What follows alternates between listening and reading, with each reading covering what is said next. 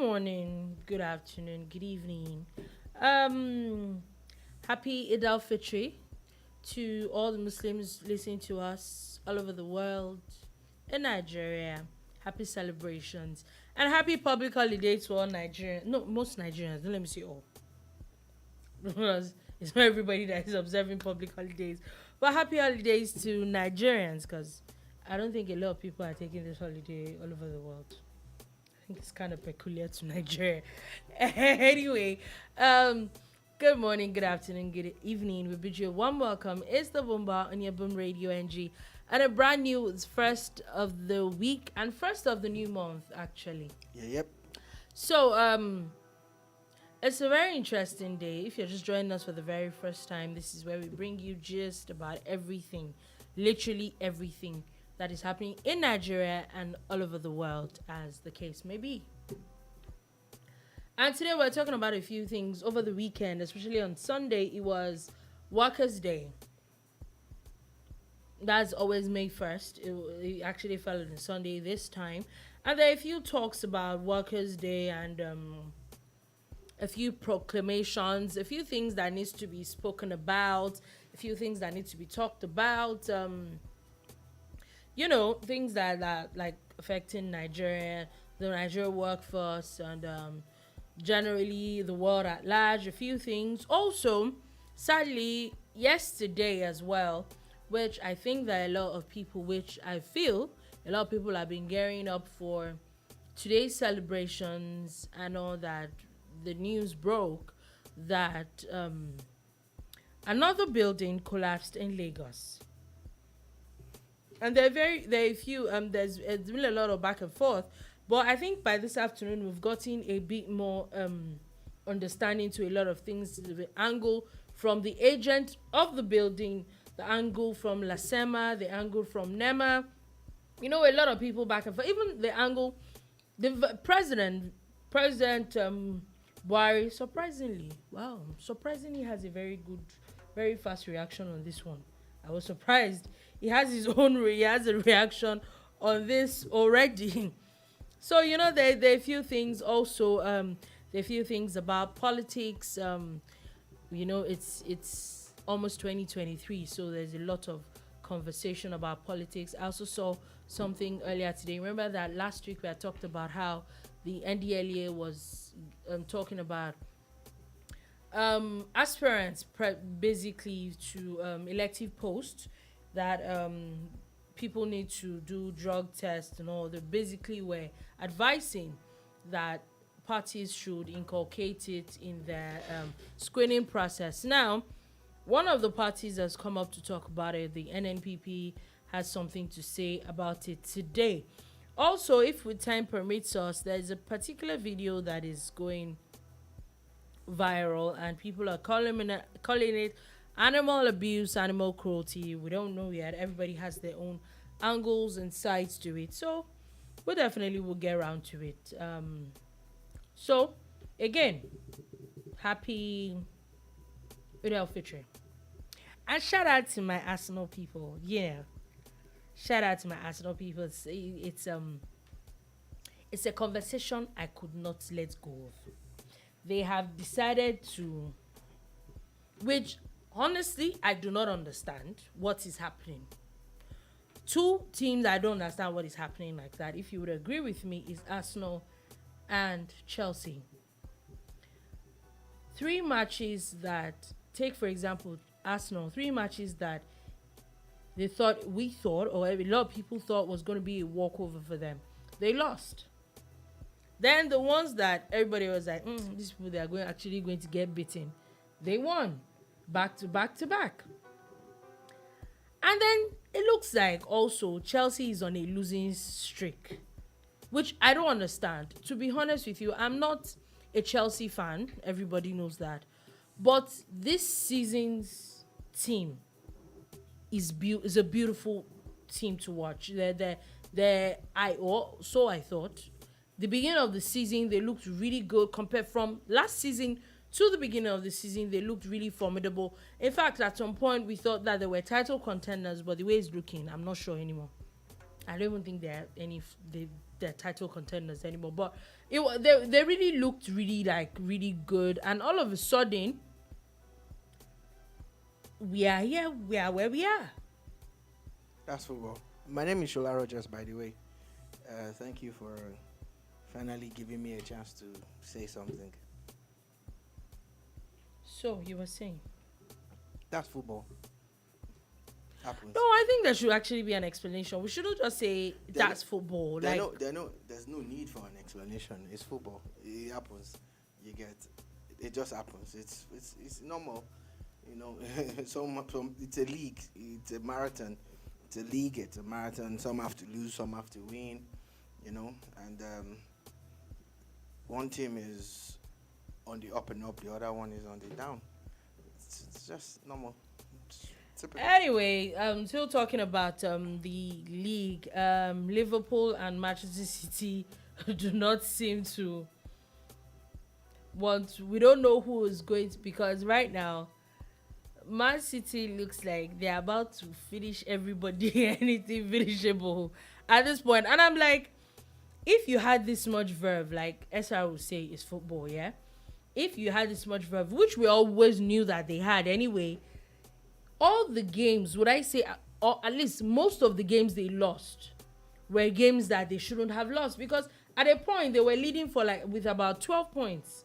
And it looks like this was going to be like a walkover for them. And then they were like losing at every other day. And I'm like, okay, what's the point? Now, there is like a leg to leg. Any little slip up now, they're out. Yeah. Happens. I almost put the S word there. But it happens. It happens. It's normal.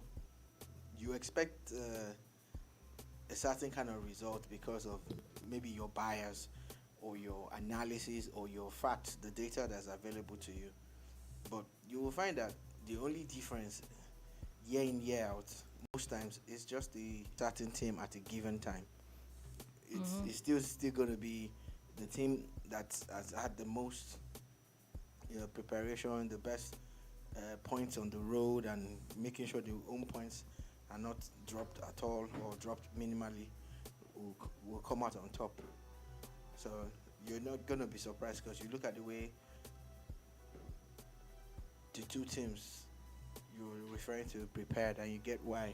Oh yeah, and now we don't know who's like officially going to win until like the final game of the season. Like, before, by this time we already know who has already won the season. That's the beauty of the league. So it's very interesting. A few people have already won other leagues. Real Madrid has won. I think AC Milan. Number 35. AC Milan has won their league. There's one other person. I think Bayern. Paris Saint-Germain. Yeah. They already won their league. So, like, a lot of people the leagues have not ended, but a lot of teams have already won. All the leagues you mentioned, minus the English Premier League, have always been like that. It's always been maybe Juventus dominating for a while, or AC Milan or Inter Milan. But the Premier League, lately, in the last 12 or 14 years, it's very competitive. Yeah. It's going down to the wire. I agree with you.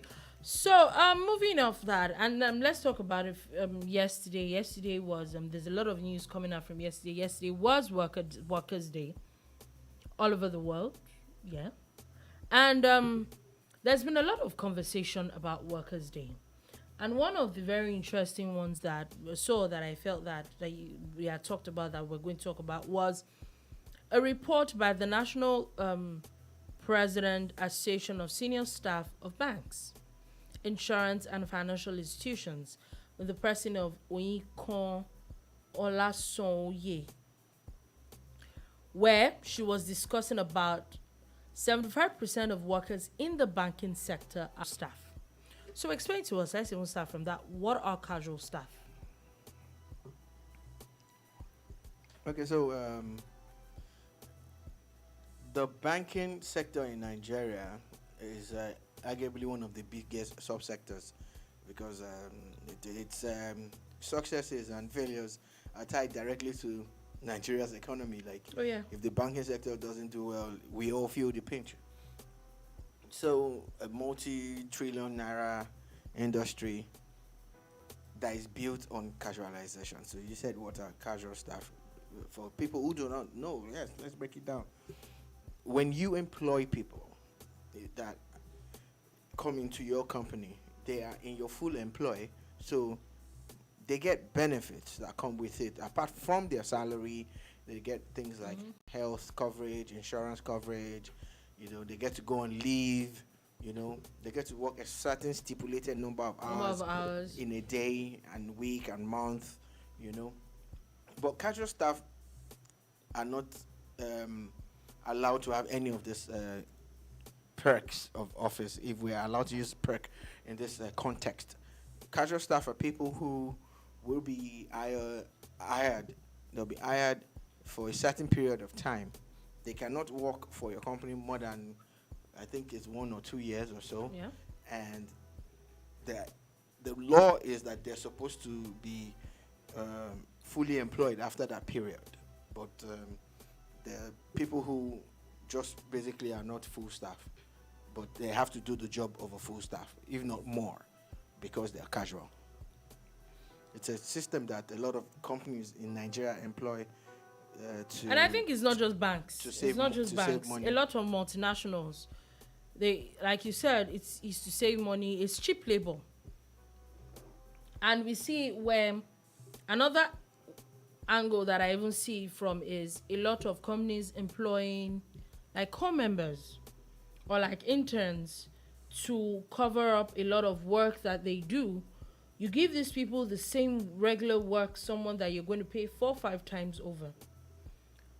But because at that point, as a core member, as an intern, you feel that this person has even done. Yes, the only people who should be casual are laborers. And I do not mean it in a demeaning way. I mean it generally, especially when you're looking at cost and other things. Picture a construction company that has a staff strength of maybe 200, and they're going to take on a road construction job that will require 1,000 laborers. They're not going to employ, and the duration of that job is for 9 months.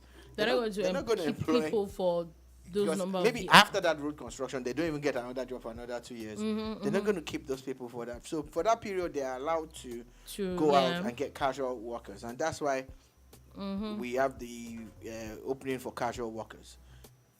So what you're saying is that the angle of casual workers is not a bad thing. Yeah, it's not naturally or generally supposed to be a bad thing. Okay. It's something that you deploy for certain situations, and that's why I brought out the area of construction. You get, again, a consultancy firm might get some kind of job outsourced to them, and it's for a period of time. Maybe some company is organizing an event and you're supposed to help them handle some of the administrative work and marketing and all of that. So you get your ad hoc staff and get them come through. Even during elections, we have ad hoc staff that come through. Everybody You're not going to pay INEC ad hoc staff the same way you pay INEC staff, or you're not going to give them the same benefits. Although it is nice to insure them, even if they're ad hoc or whatever staff. Yeah. They might not get all the benefits, but at least at the time where they're working for that period, with you, let them be covered, insurance covers and all I of get that. what you're saying. So, but now making it a thing in the Nigerian banking subsector is criminal. It's not fair, because a lot of people would walk off their behind just to make ends meet keep and that keep job. the job. Then it gets even though they're being exploited. Exactly. But I don't know, but I don't want to sound like I always keep going back. I feel, and this is a conversation that I think we still had on Friday, that I'm like that. I think a lot of this thing still goes back to the National Assembly and our laws. Even though we have like industrial courts and we have all these things, if these things are stipulated like in fine black and white, it is those laws that if it now contravened, you can now go as someone that is aggrieved, you can now go to the courts with. But what are there, like, even why should you even keep, I don't even see a reason why for the issue of maybe like an ad hoc staff or a casual worker or contract staff or whatever it is they called. I don't even think that it is fair to keep people for that long, for like 2 years. Why now? Yeah, so like I say, it's business. It's nothing about fairness. There might be fairness involved, but it's not about fairness. It's not about sentiment. It's just business for a lot of people. So they're not going to look at that. They don't care. As long as they get the result, their shareholders are happy. The core investors are happy. Nobody cares, you know.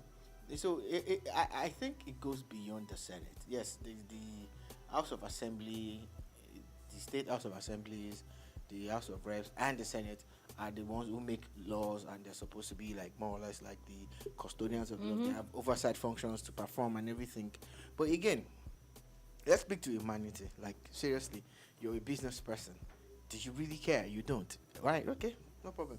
But these things have a way of always coming back to bite you in the behind.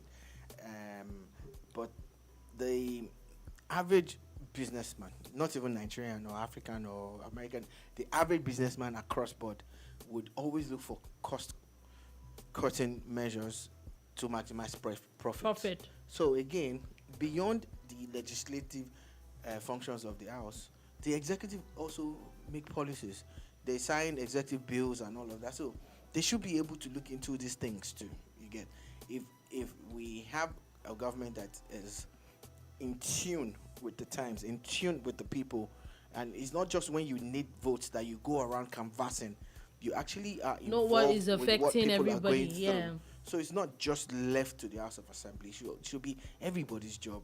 You know, even in the corporate world, the people that should be talking about best practices. You know, the global practices like a standard you get. You find in some industries or some subsectors of the economy, you find that there are some things that are basic. Yeah. And when you move to another sector, those things look like a luxury. You get. Only recently are we talking about paternity leaves, for instance, because it's Workers' Day, so we're having all of this discussion. Paternity leave for fathers is something that the Nigerian law is looking at now. Yeah. In some states, they've already started talking about it. But some companies have been doing it for years. Like, oh yeah, it's time for you to get your paternity leave. It doesn't have to be that it's just the mother that goes on the maternity leave. And then some companies have extended the number of months that women can get. Yeah, some states. states. While some are reducing it, like they don't care. In fact, some will tell you if they're employing a new female staff that you can't get pregnant for a certain period of time, which is, I feel, is wrong.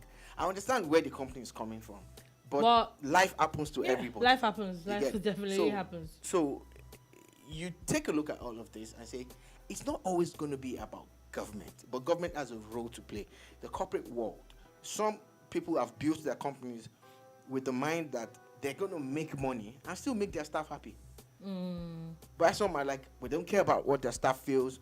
You're the one that wants to get a job, and you must be able to live within. And if you don't live within the confines of these companies' dictates, then you should go get another job. Yeah, I get it. It's a very sad thing. We hope that these conversations just don't come up because it is Workers' Day, but it's a continuous thing, and that everybody keeps talking about. So that we all have a role to play. So that we get to the point where everybody is comfortable. Of course, everybody, it can't be 100%, but at least there's a large chunk of people that can say, we're at work, but they're doing very comfortably.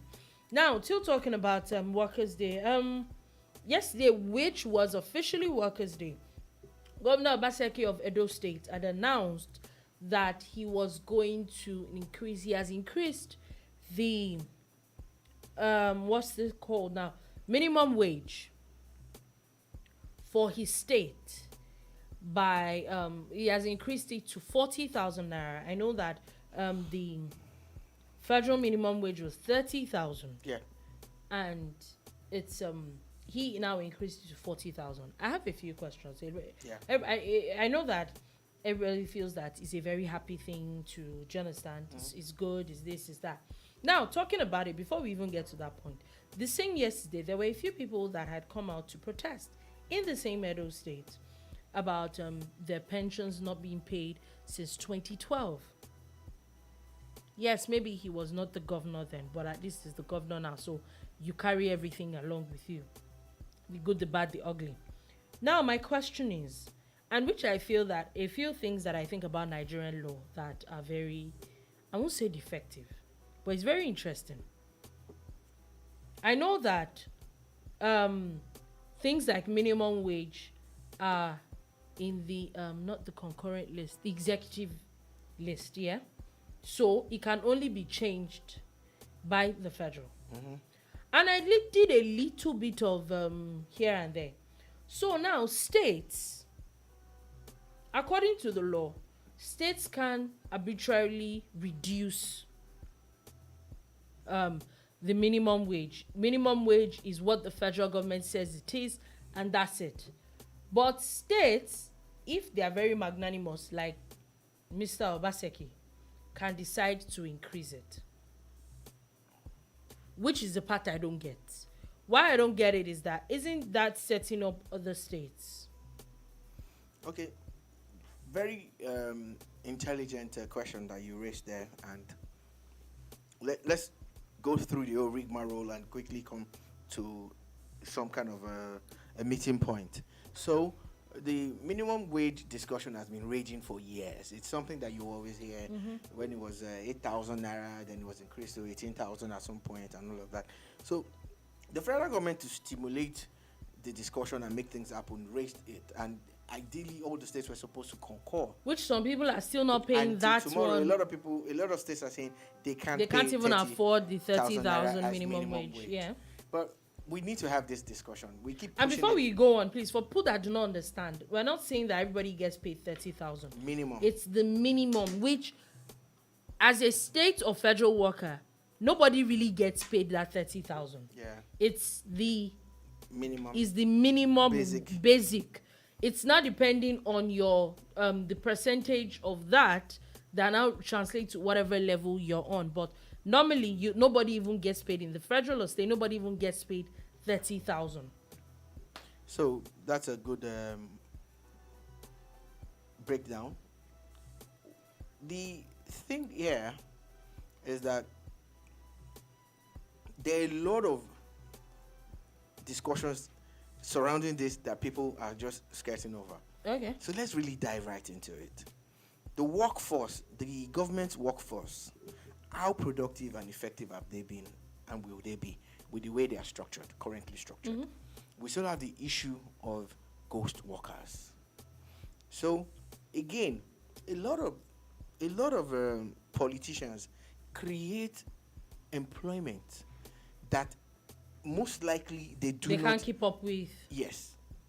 For political reasons. I'm going to employ 5,000 people, then you employ them. You employ them and then they're you not can't exactly keep up. doing anything, but you still need to pay them. There was a time one governor had over 3,000 advisors or assistants. Yeah, and then another governor comes and then sacks people, and then we're making noise. So it's back and forth. Then the COVID came, and some governors started adjusting when they saw the reality and said, okay, we're reducing salaries across board for all political appointees and SSAs and SAs, you get. And SSAs are senior special advisors and special assistants, you get. So that started showing you that at some point they realized that they were also not being prudent. They couldn't keep up. So one of the attitudes that you can bring in, although with a human face, is the same level of seriousness that corporate Nigeria brings to employing people. That's one, so that you can have an effective workforce. So that at least whatever you're paying for, you're getting value for it. Yeah. So it's not just to say, oh, this is the state secretariat. Go and resume there. Sit down in the Ministry of Production and be unproductive. But your salary will come as at when due. That's one of the issues that they really need to tackle. So in the civil service. To do like an audit. To find out what exactly is your workforce and how can you make them effective. How often do you train and retrain them? It's a changing world. It's a world of technology and everything. How ready are they? That's one discussion that we need to have. So everybody's going on about minimum wage. But I'm saying it's beyond minimum wage. It's about productivity. Because really and truly, even if government is, like I say it a lot at times jokingly, that government is our daddy. That even if it's that doesn't mean that if you live with your parents doesn't mean you don't do housework. You get, they're not like going to pay you a salary. But so the fact that government is your daddy does not mean that they've employed you and you're not going to be productive, even for your own good. So that's one. The other thing is that there are a lot of allocations that come from the federal. And now on the side of federal, I can decide to use the subsidy approach. Okay. But before I do that, I'm going to tell every state governor, send us the full list of your workforce. This workforce that you're talking about, because again, we have a system in Nigeria, and I know it also obtains in Africa and other parts of the world, where you see one breadwinner is probably feeding like 10 people. Yeah. Regardless of the value of what the person earns. What the breadwinner earns, yeah.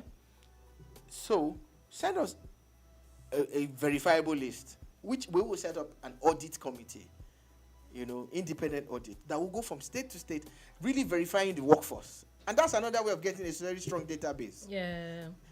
Then that way we will go, this is the minimum wage, it's 40,000 or 30,000.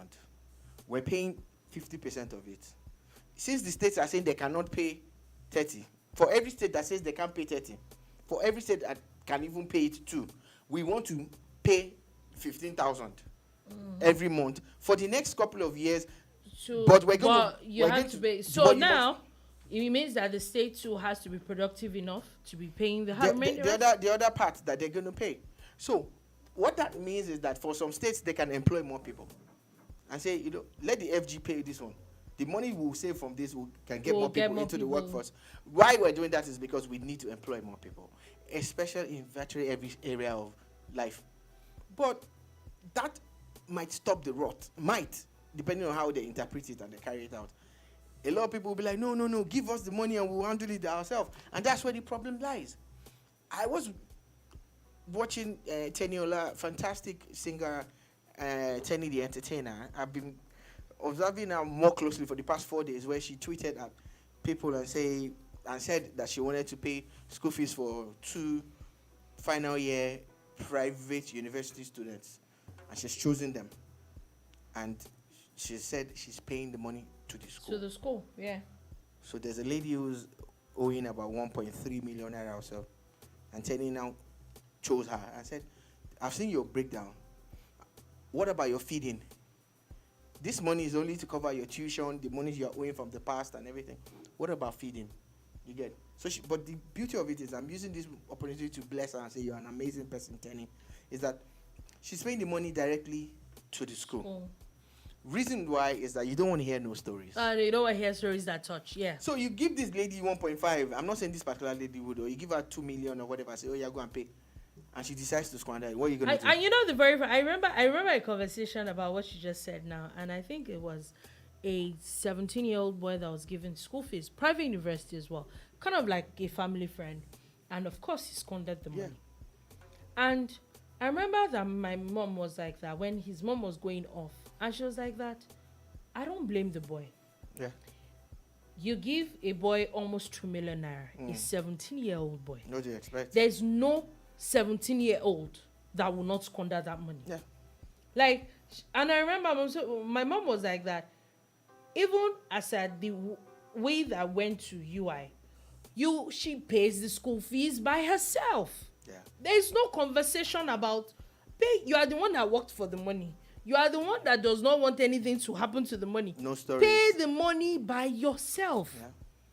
The fact that you handed that money makes no sense. So, I brought all of this drama in just to prove the point where if I'm the federal government, I'm saying, I'm paying these people direct.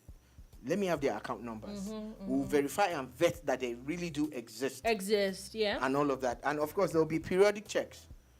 There'll be periodic checks. People die, people move on, people resign, all sorts of things happen. So that will even keep the workforce active. Because again, we've heard stories of how thousands of ghost workers are found. Yeah. And and they've been collecting salary for For years. years. Now, with the advent of BVN, NIN, and everything, they might look for another way around this fraud. But some people live off these frauds. And look, I'm not saying the entire civil service is corrupt, but a large chunk of them are proven to be very corrupt. And this is why we have these issues around staffing and minimum wage and productivity. So, yes, 40,000 naira by a oil producing state like Edo is not too much. I just hope they can keep it up. That's not where too I'm much. coming from. But again, it must always be seen that before you make this statement, Such pronouncements, you already have. Don't let it be a political statement. Yeah. Let it be that you really want to impact in their Then lives. you've done a lot of. You've seen how in the next 1, 2, 3, 4 years you can keep it up. Sustainability, the feasibility studies would have been carried out, and you know that. Look, some states don't wait for federal allocations to pay.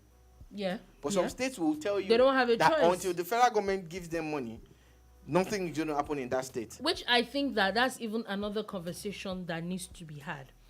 States and federal allocations. How it is making I personally feel is making a lot of states very lazy. How some states are producing so much, how some states are bringing up so much IGR, and some are not doing anything, and everybody's waiting for federal allocation every month. And there's a report from one of the federal government agencies that shows that, and this is not political, this is not a political statement, every single state in Nigeria is viable. Oh yeah. Commercially. Oh yeah. And otherwise. Every single state has natural and human resources. Yes. So a lot of times when I see them say they can pay 30,000 minimum wage or they're waiting for federal allocation, I just see lazy people in government, because there's a way you can generate IGR to the point where you're not going to make life difficult for your residents, but you're also making money, and there are other investments that you can do. There are other investments. There were governors who bought shares in companies that they make money in companies, and the funds were coming to the state. I remember when Airtel came, Lagos State, Delta State, and a couple of others, they actually did buy shares.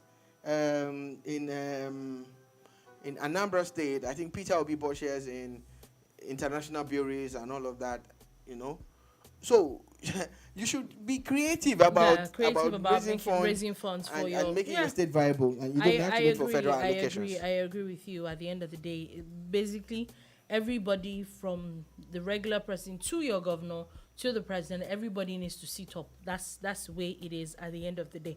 So before we move on to something else that I think that is really burned on everybody's mind, and it is the building collapse. There's news that I saw this afternoon. I don't know why I'd skipped it earlier, and it's about Nigeria. Not only Nigeria, but a total of 49 countries. A list had come out today from FIFA, basically finding a total of 49 countries from one misconduct to another because of the due to the qualifiers, and a few of them that I'm going to list out. Nigeria is on that list, and the reason why we're on that list is the last qualifiers that we had, the qualified playoffs that was in Abuja, where people that went to watch decided to destroy the stadium. The unfortunate part is that stadium still needs to be fixed, and now they've also been fined 150,000 Swiss francs and a one-game stadium closure for that. Another one that's very interesting is 150,000 Swiss francs, plus or minus, is about 64 million naira. Yeah, and that's the fine that the Nigerian Football Federation must pay. And again, they have a match against Senegal. Also, one of their the next official game that they are playing is against Senegal. That game is going to be played behind closed doors. So for them to get it right, again, I feel that it's a easy punishment for them, because the Nigerian Football Federation failed woefully, and the Nigerian Ministry of Sports failed woefully during the process of organizing that match in Abuja. the return leg of the World Cup qualifiers, they did a lot in the area of bringing a crowd to the stadium, but failed in the area of managing that crowd. And they deserve this. In fact, I think it's a slap on the wrist. They deserve this fine and more. And I'm talking about Senegal as well. They have also been fined about $180,000, about 175,000 Swiss francs, and also a stadium match ban as well. So it looks like they're both in the same shoes. Yeah. As they're saying that a lot of things that they did, fans shone laser pointers at Mohamed Salah at the penalty shootout that was won by Senegal. They even won that match. There was also a pitch invasion. There was an offensive banner and failing to ensure law and order were maintained in the stadium as well. Okay, so I was just looking at what you have there. So I think that there's a discussion that a lot of people are shying away from. These days, we're taking these things on. How is Senegal still going to the World Cup? They more or less broke every law in the book. And in the process of qualifying for the World Cup, look at the laser thing, for instance. Yeah. Mo Salah, there's no... If you've not seen that video, go search for it online. Search for Senegal, Egypt, World Cup qualifier. You will see how uncomfortable it was for him. And they were pointing laser beams I have a picture of it right here. Laser beams directly into his eyeballs. Then he misses that penalty. They fail to qualify, and you're fining them. I don't think that Senegal deserves to go to the World Cup. Forget that they're African champions or not. If you want to win, you win fair and square. But you see, there's a stupid thing that happens in football. Once they have qualified, they have qualified. They've qualified. Nobody cares. Yeah, which I have a And that conversation thing drives me crazy about that. You see, you maybe it's not even just qualifying. Maybe the issue of maybe someone scores, and then maybe after the match, and then you see there was actually like a major issue about it, but nothing is changed. I'm like, so what's the point? They're not going to change Like, it. what's the point of a conversation after if nothing is going to be done? They're telling you the conversation is your own business. They play their match. They have their match report. Look at the Nations Cup. All the things that went wrong. The referee that made all those stupid mistakes. To me, and they still brought him back. The least that could happen with things like this is play that match in a neutral ground. No, they don't do that. They just... That's the least you can do. But I think that it's not just a CAF thing or an NFF thing. It's obvious that it's a FIFA thing, and FIFA has found an easy way out to just find people. And let's really look at it. 63 million naira. Ministry of Sports will be able to pay that money. That money is really not that. But shouldn't that be like 64 or 63 million naira that you can plug into grassroots sports and other things? Oh, yes, I agree with all that. But if you had spent that 64 million on crowd control, isn't it better than this? And it's very sad because not just Nigeria now, how many countries in itself played the World Cup qualifiers? And 49 of those countries. Yeah, 100 and something countries. Though. Wow. I think it's not saying a good thing with the sport of football. It's a bad sign. But it's just a reflection of the world and who we are and how we are. Okay, so we have about 20 minutes more. It is still the Boom Bar on your Boom Radio NG, and we're moving straight up to one matter that has been trending since last night. And this is the story of an old 3-story building at number 24 Ibadan Street off Herbert Macaulay Way, Ebute-meta, had collapsed on Sunday night about 10:56 p.m. Yeah. I actually saw a tweet in the 11 o'clock hour. Apparently the person who made that tweet lives around there. He said it just happened like 5 minutes ago. I saw it and the tweet was very fresh. Very fresh. And I'm like, wow. You know, so because I started searching online, there was nothing. It was only that particular guy's tweet that had something about a building collapse in Ebute-meta area of Lagos.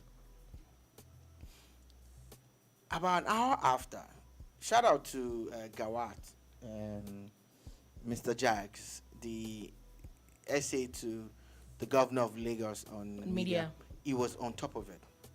And the next thing they were tweeting about how first responders were already on scene in less than an hour. We didn't have this before in Nigeria, I'm not going to lie. So kudos to the people who have made this happen, but let's get better. But the first thing is, let's dive right into it. So I keep saying these are unnecessary deaths. These are preventable situations. But you see, it is because, again, for a quick buck, people put these buildings together and trying to make their money and all of that. So sadly, at least 8 people have died. Oh, now 9. It's as at right now. Just checked in now. Yeah. There are 9 people that have died. So now 9, but at least 8. You get, and it can go to 10, 11, 12 because we don't know. Well, we don't pray for that, and it's becoming a quarterly or bi-monthly thing for us to talk about building collapse and people dying. And it's very sad because, especially the fact that it's in Lagos. And before we even break it down, there, like I said, there are a few reactions. First things first was the first thing on everybody's lips is that who's the owner of the building. Now, the landlord's son, in whose care the collapsed 3-story building was entrusted, has said that he gave, according to the Daily Nigerian, said that he gave the occupants of the building quick notice when he discovered the visible stress on it. Yeah, he said he actually lives in that building too, and that when he noticed it, he moved out. He actually went to rent an apartment not too far away from where that building was, and he told people to move out. Of course, they didn't move out. He said he's not been collecting rent for so long, but people refused to move out of the building. Okay. So at this point, the story changes. So I don't understand. The owner of the building says move out. He does not even live in that building anymore. Mm-hmm. Shouldn't you be wary? Well, I'm sure he mentioned it to them, the reason why he was asking them to move out. It's actually shocking for me to find someone who was this... It is shocking. Proactive. It is shocking. I hope he's not lying. I hope that's what happened, because we now need to hear from the people involved, the other side of the story. Because at times, it's easy to quickly come out and defend yourself. Yeah. But the guy sounds sensible, and if this is what happened, and if he really truly doesn't live in the building and all those things, then you will need to question the people who stayed back there. And we've been in situations where we've also gotten 1 or 2 quick notices from landlords. So at times you start to wonder, because the first thing every landlord tells you is that I want to renovate my house, or I want to use the space. Some of them will tell you they want to use the space. They're not using the space. They just want you out. The others will tell you they want to renovate. They actually want to renovate. They just don't have the money yet. Yes. And eventually they will start it months after you've moved. But let's leave these jokes aside and talk about real life situations here. Of course, those are real life situations too. Things are so crazy, and we want to always blame government. But I always say to people, what are we doing as a people?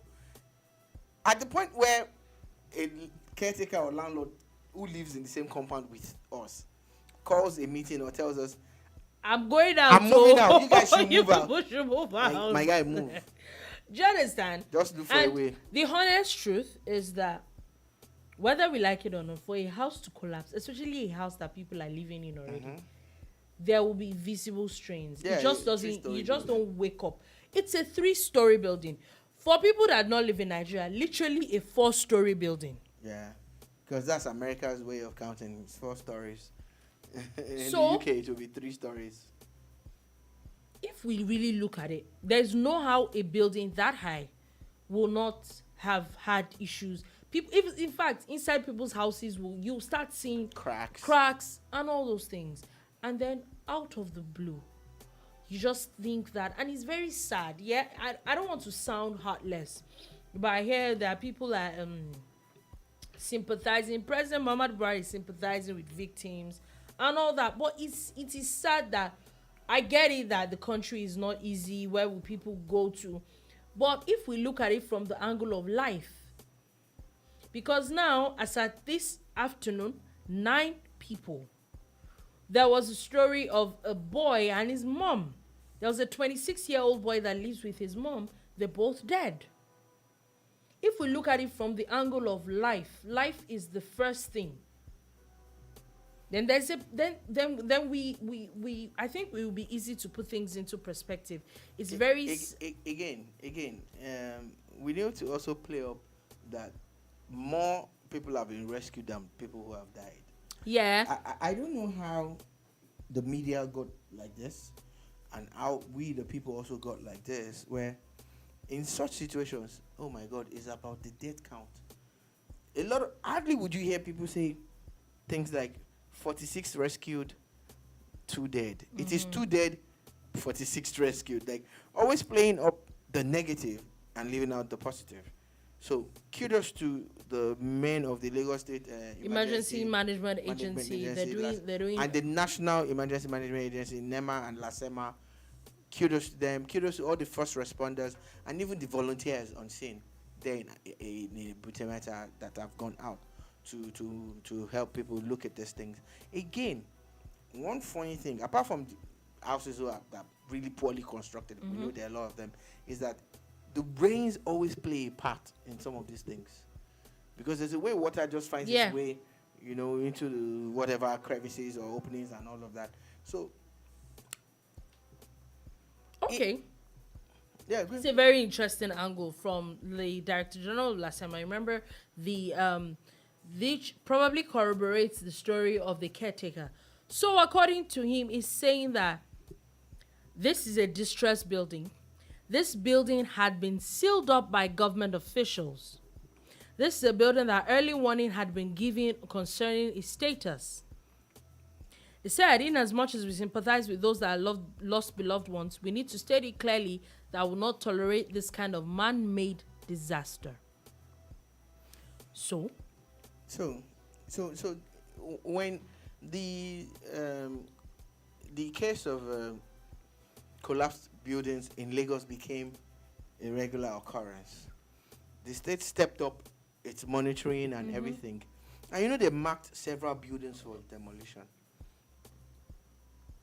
And some of those buildings have been pulled down. Some have been marked. They're not get there yet, but and people are still going back there to live, to stay. It's risky. It's 50-50 or 70-30. But it is still risky, no matter whatever the odds are. And you can because imagine you the never middle of can the night. tell what's going to happen. So, again, they come and mark a building for demolition. It's the government. Oh, they want to take their land. Oh, they just they have what they want to do with it. At times, guys, it's not that deep. It's just them doing their jobs and trying to do the right thing. Saving people's lives on the long run. A lot of people engage in these practices and these acts solely because they feel they're on a budget and this is how they're going to construct.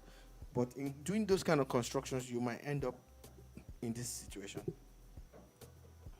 I still feel that, to me, at the end of the day, the government, especially Lagos State government, because we hear a lot of this Lagos State government, needs to step up what they're doing. They need to, when buildings are marked for demolition, they should demolish them very fast. One time. Really. Let's not even get to a point where, yes, it was marked. A building that was marked and is demolished, there's nobody that would get to it anymore. So I think that they should step it up. Also, people that are building, not just getting licenses from people, but there should be a lot more monitoring as they're building, especially buildings that are going 2, 3, 4 floors. We know the way everybody builds in Lagos these days. Those things need to be checked periodically as they're building those things, so that let's know how are they building it. Even if it is to get undercover agents to work as laborers and all those things, just to find out the real situation. Yeah, and remember we talked about creating a feedback mechanism and allowing a platform for whistleblowers also. Exactly. So those are things that need to be done. They really need to get creative with safeguarding people's lives at the end of the day. And moving on from that, there's a video that is kind of gone viral that everybody has a conversation about it, and it's a video of a particular. It's supposed to be a burial in southeast Nigeria, and during this burial ceremony, a lion, a caged lion. Let me put it in perspective. A caged lion was brought to the burial ceremony where people were seen taking pictures and dancing around it, and it said that it was supposed to help commemorate, or is supposed to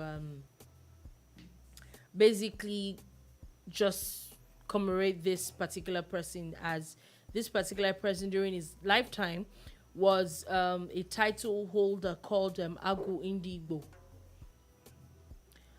And that was why the lion was brought to the burial. That happened yesterday. Yeah. And a lot of people have a lot of things to say about it. A lot of people are going on about the fact that it's animal cruelty.